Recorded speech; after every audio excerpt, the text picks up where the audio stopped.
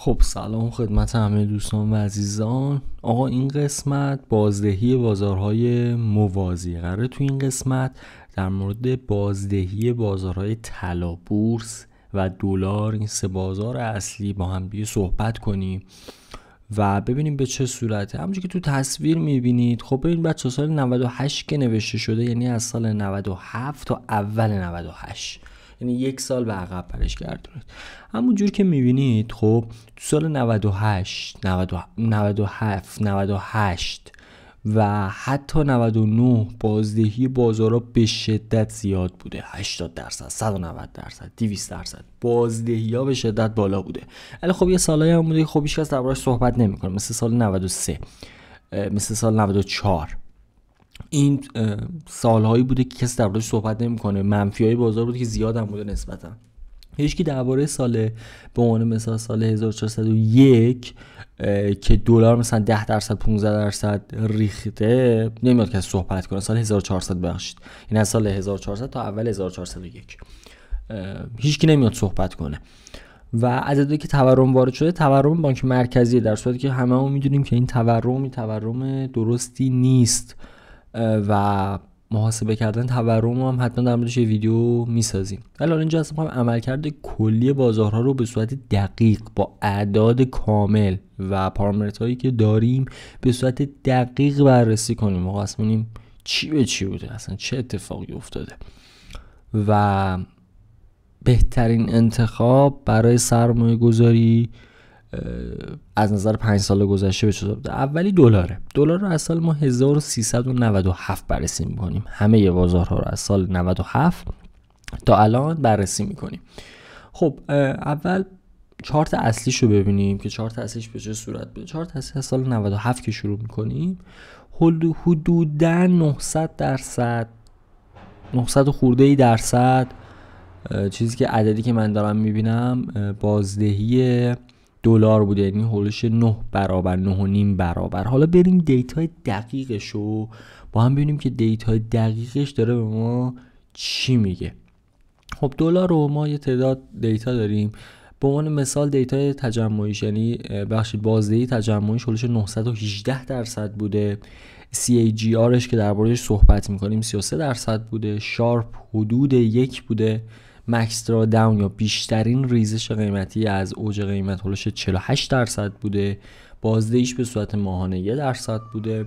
3 ماهه 3% بازدهی داشته. 6 ماهه -2 از اول سال میلادی تا الان 27%.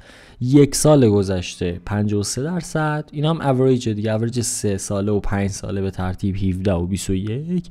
بهترین روزش 33% بوده، بدترین روزش 27% بوده. بهترین ماه 35، بدترین ماه 20، بهترین سال 113% و بدترین سال فکر کنم منفی 6%، منفی هم حتی نشده. خب این دیتا دلاره و چیزی که دلار داره اینا میگن آقا دلار خوبه.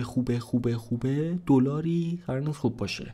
فقط یه چیز وجود داره، رفتار در از مردمه که این اتفاق میفته. همه به هم دیگه زنگ میزنن آقا دلار بخریم، دلار داری، دلار چی شد، دلار رفت پایین، دلار اومد بالا. اون رفتار مردمه.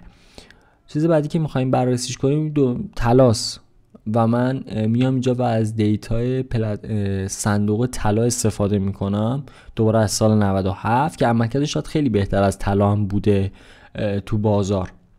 و حالا ببینیم که دیتاش داره به ما چی میگه. تجمع سودش از سال 97 تا الان هولش 1350% بوده که یه چیزی هولوش 13 برابر میشه. و CAGR هولش 39% بوده که میکنه میشه 40. شارپ ریشیوش بیشتر شده 1.3. مکس درا داونش 51% بوده و لانگست یعنی بیشترین درا داون از نظر روزی 833 روز درآمدش طول کشیده تا برگرده و ریکاوری بکنه. والیتی اینا درباره همه اینا ما صحبت میکنیم، نسبتی که باید بدونید 44% و بقیه دیتاش که یه دیتا خیلی نرمال خوبه. از اول سال تا الان 51%، سال پیش 83%، 5 سال 28% و 3 ساله اوریجش 20%. و نکته‌ای که داره بهترین روزش 11%، بدترین روزش 10%، چون صندوقه.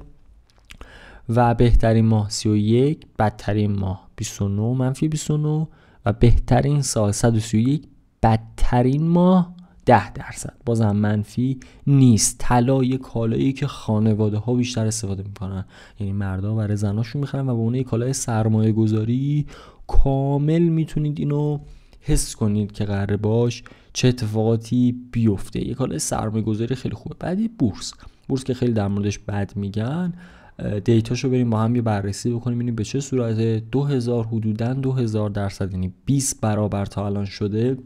بریم با هم یه بررسی داشته باشیم. خب دیتای درس بازدهی تجمعیش از اول سال 97 تا الان حدود 2000%، یعنی 20 برابر. CAGRش 45% و شارپ ریشوش باید حدود 2 باشه اگه شما نکنم 2.5.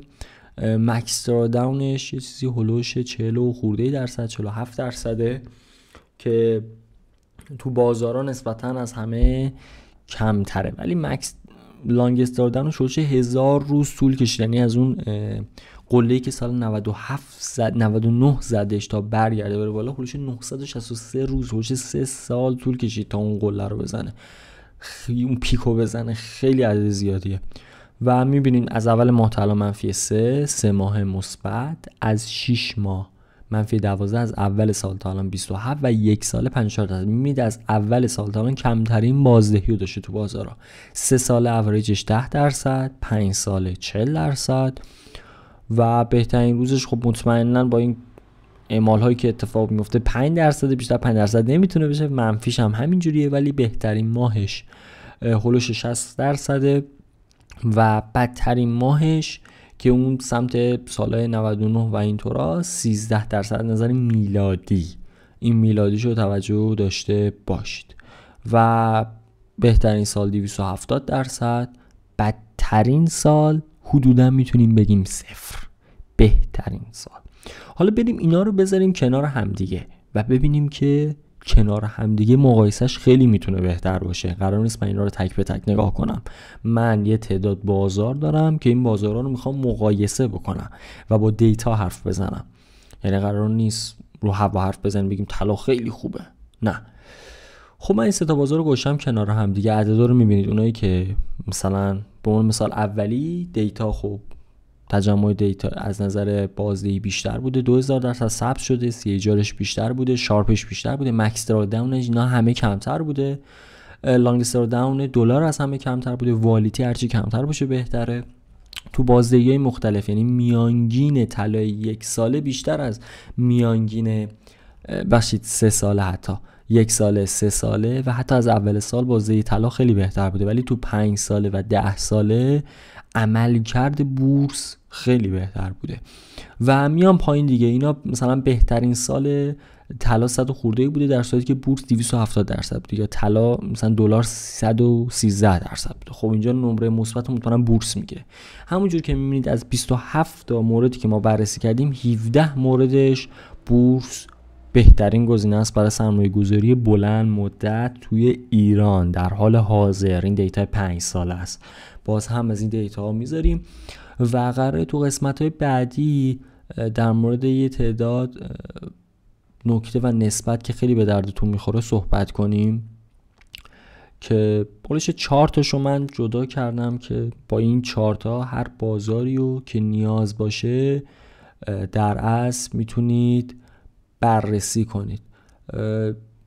CAGR رو اول شروع میکنیم، بعد شارپ ریشیو و بعدش والیتی، بعدش هم دراداون. این 4 تا به نظر من خیلی مهمه که